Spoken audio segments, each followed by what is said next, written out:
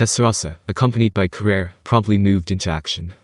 I feel like there was a bit of trouble before they acted promptly, but let's forget about that. The cause was that I ended up praising Diablo. It was my fault for letting him get carried away, so I'll be more careful next time. But well, I wasn't the only one having a hard time. Could I perhaps stay behind? You get going too. Rain, sensing Guy's anger, hurriedly fled the scene. That part of her might be charming in its own way, but I couldn't help thinking Guy had his hands full too. Currently, Velzard is rampaging blindly, but there hasn't been any damage. That is because I have enveloped the entire battlefield in my Nihility collapse, nullifying all her attacks. Thanks to that, I could rest easy and entrust the reorganization of our forces to others. However, we couldn't keep this up forever. It's fine for now, but Velzard's movements are becoming increasingly active. So, Guy, how much time do you need to bring Lady Velzard back to her senses? In response to Diablo's question, Guy pondered for a brief moment. I can't say for sure without diving in, but it'll probably take a while. Hearing that made me anxious. We're not talking days or weeks, are we? I didn't doubt that she could be restored to sanity, but the time required was the issue. With a battle determining the fate of the world unfolding in Damergania, we couldn't afford to waste time here. Furthermore, there were other concerns. Even if Velzard returned to her senses, it remained unclear whether she would be a friend or foe. I was confident I could defeat her as I am now, but that was a last resort. I wanted to talk first, hear Velzard's wishes, and find some common ground.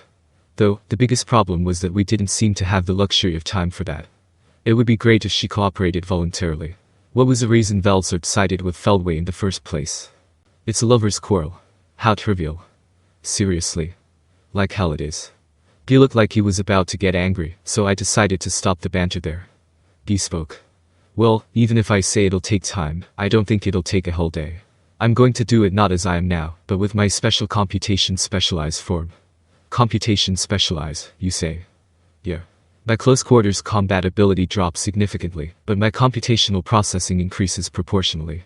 I see, that's impressive. The point here was likely that overall, he doesn't actually become weaker. Demons are originally a race specialized in magic, so they don't place importance on melee combat. Guy and Diablo are the anomalies. Ordinarily, demons are plenty strong even if they can only use magic. So, I wasn't worried about that part, but I should also mention that while I'm interfering with Velzard's mind, I won't be able to do anything else. So don't expect any backup from me, got it? Ah, I knew it.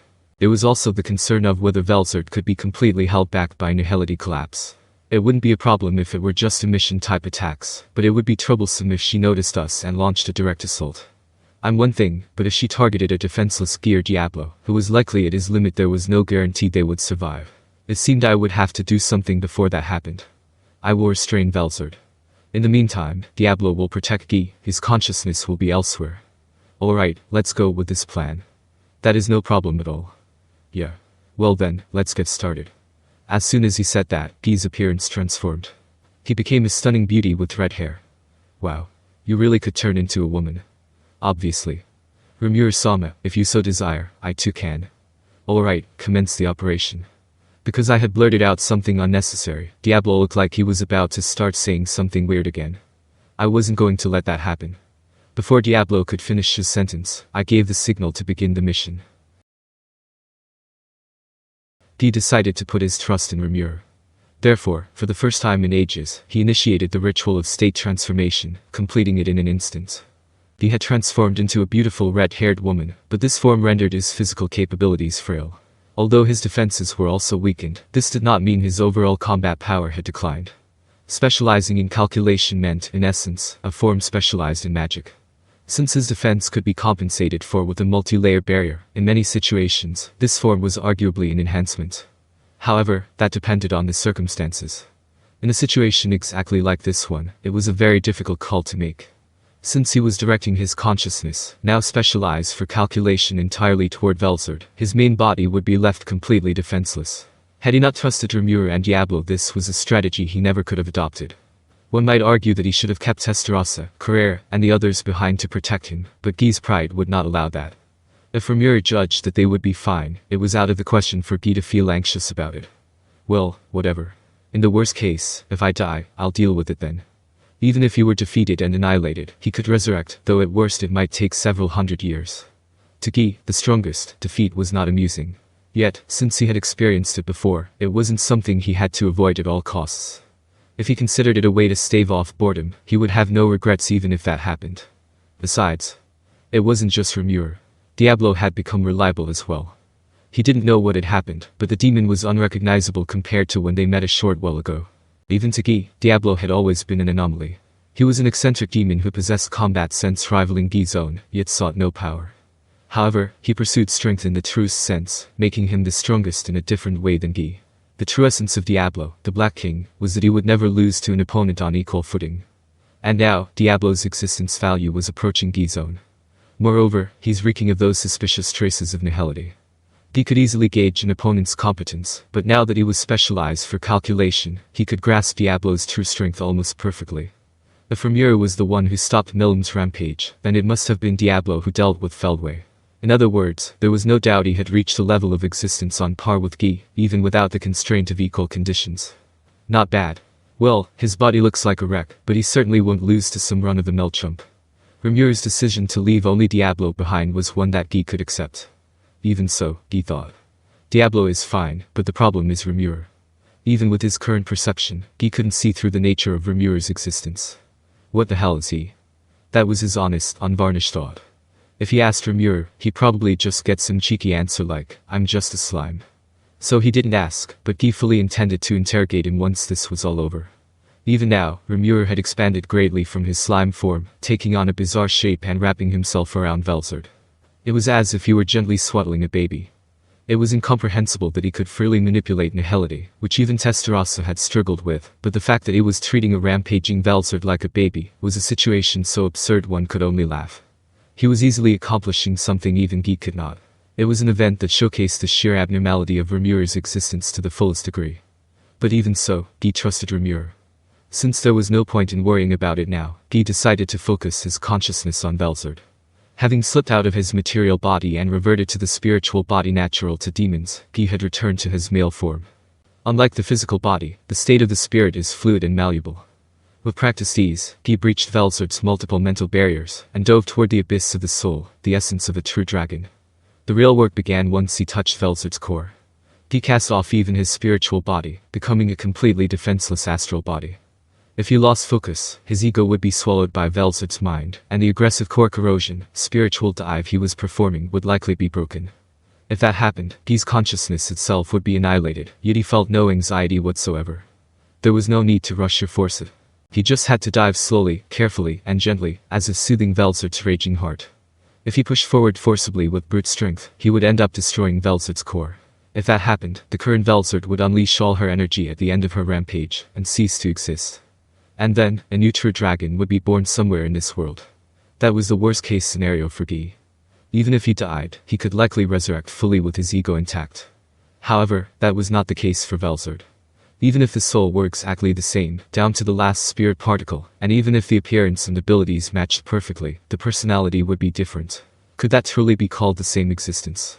He had never doubted it before, but suddenly, Guy found himself questioning it. Though he felt the urgency, he did not panic as he breached the barriers. And then he found her. The young spirit of Velzard, sitting with her knees pulled up to her chest. "Yo, I've been looking for you." Guy spoke naturally, yet cautiously. This was the critical moment. One wrong move in this conversation, and Velzard's fate would be sealed right then and there. For Guy, it felt like the first time in his life he was actually being considerate of someone else. At first, Velzard didn't react. But after a short pause, she turned her hollow eyes toward Guy. Then, Velzard spoke heavily.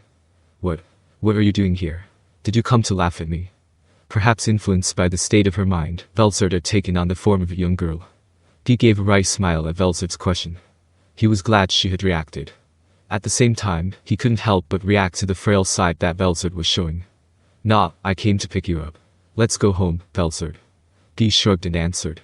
That reply irritated Velzard. It was always like this. Guy always looked down on Velzard, making unilateral declarations. He never asked for her opinion. He only conveyed his own will. He spoke without concern for Velzard, acting as if it were only natural to do so. Velzard hated that attitude of his. "What is it with you? You never listen to my opinion anyway. You always make me be the one to endure." Unable to hold back, Velzard shouted. And once the floodgates were opened, complaints poured out one after another. "I had a duty to guide the world my brother left behind. That's why I always monitored you, watching to make sure you didn't go out of control. even though I actually hated doing it. It was true. Velzard had always stood a step back, viewing even herself objectively. She had exercised restraint upon restraint, enduring it all this time. Her sister Velgrin was free to chase the man she loved. Her brother Valdor rampaged as he pleased. Only Velzard had been holding back the entire time. And it's all because you were recognized by my brother. He was the one Veldanava had recognized and entrusted the world to. In other words, he was a being superior to Velzard. Aside from her brother, he was the only existence capable of destroying this world. Yet, he had not the slightest intention of doing so. He, who was arrogant, selfish, and kind. And yet, he was so cruel to Velzard. Velzard had always monitored Guy. She had wished to surpass him someday. But before she knew it, that wish had transformed into a much stronger craving. Despite that, he paid no mind to Velzard's feelings. It had always been that way. He was obsessed with his game with Rudra, never sparing a glance for Velzard. Just when she thought that game was over, he ended up siding with some mysterious slime. He never showed any concern for Velzard, no matter how much time passed. That fact was frustrating, but Velzard was willing to accept it. With an infinite lifespan, she was content to wait, hoping he would turn to look at her someday. However, the situation did not allow for that.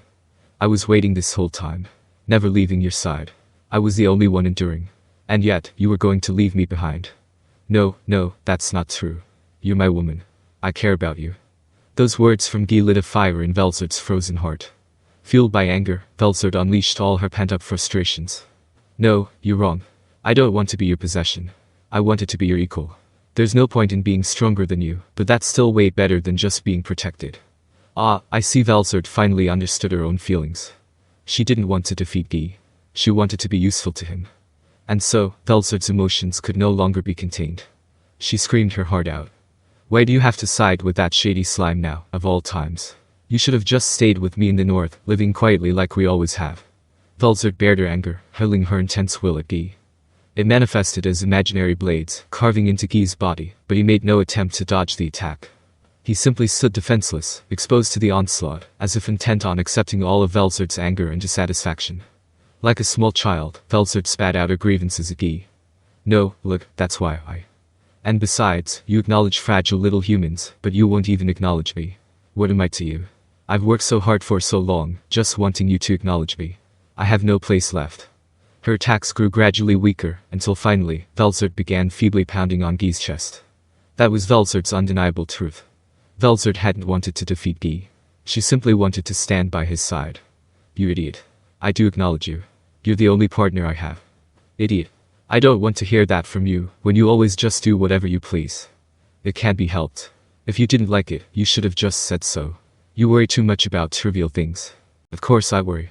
Because, at this rate, my brother is going to kill you. At some point, Velzard had stopped hitting Guy. And she buried her face in his chest. What do you mean by that? Veldanava had not yet resurrected. Velzard's statement contradicted that premise. Velzard remained silent for a moment, clinging to Guy. Then, reluctantly, she spoke. My brother. He has resurrected. An earth-shattering truth had just been revealed.